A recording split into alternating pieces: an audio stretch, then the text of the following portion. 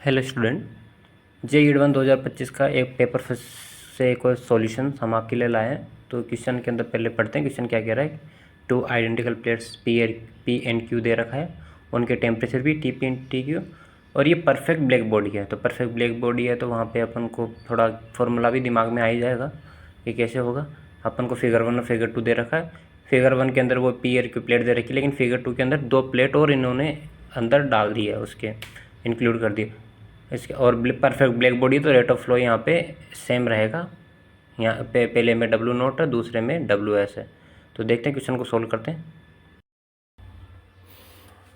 जैसा कि हमने क्वेश्चन में पढ़ा, अपन को दो फिगर दिए हुए हैं। एक फिगर है यहाँ पे ये दो प्लेट दी हुई है, जो पी का टेम्परेचर टी पी, क्यू का टेम्परेचर टी क्यू, और यहाँ पे T Q is less than T P. और जो सेकंड फिगर दे रखा है उसके अंदर दो और प्लेट उन्होंने अंदर रख दिया, उसका टेम्परेचर उन्होंने दिया नहीं, लेकिन अपन मान लेते हैं T1 और T2 टेम्परेचर दिया हुआ है। अब अपन से ओमेगा नोट और ओमेगा एस का रेशियो पूछ रहा है। ओमेगा नोट यहाँ पे जो फ्लो है पावर का वो है यहाँ पे P से Q की तरफ, रेडिएट पावर जो ट्रांसफ़र होगी P से Q की तरफ, और ओमेगा एस है जो यहाँ से इन प्लेट के थ्रू होके टी क्यू तक, क्यू प्लेट तक जिसका टेम्परेचर टी क्यू है वहाँ पहुँचेगी, वो ओमेगा एस यहाँ पे दे रखी है। और जो पावर ट्रांसफ़र पर unit area P to Q steady state मतलब रेट ऑफ फ्लो यहाँ पे सेम रहेगा। फ्लो होने का मतलब कि डिपेंड नहीं करेगा, कोई एक चेंजेस नहीं आएगा कुछ भी, सब में प्लेटों के थ्रू जो भी फ्लो होगा वो सेम रहेगा। तो Stefan's law, total emissive power temperature की पावर 4 के प्रोपोर्शनल होती है।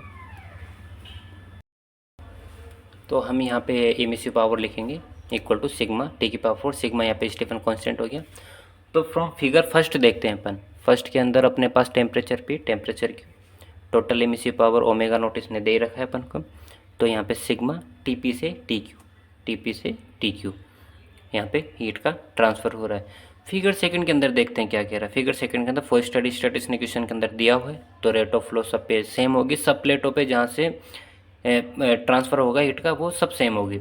तो टीपी से टी1 की तरफ जाएंगे तो ओमेगा एस अपन सिग्मा टीपी टी1, फिर T1 से T2 की तरफ T1 माइनस T2, फिर T2 से TQ की तरफ T2 माइनस TQ। तीनों इक्वेशन आ गए, तीनों को ऐड करेंगे। ऐड करने के बाद 3 ओमेगा एस अपन सिग्मा TP माइनस TQ।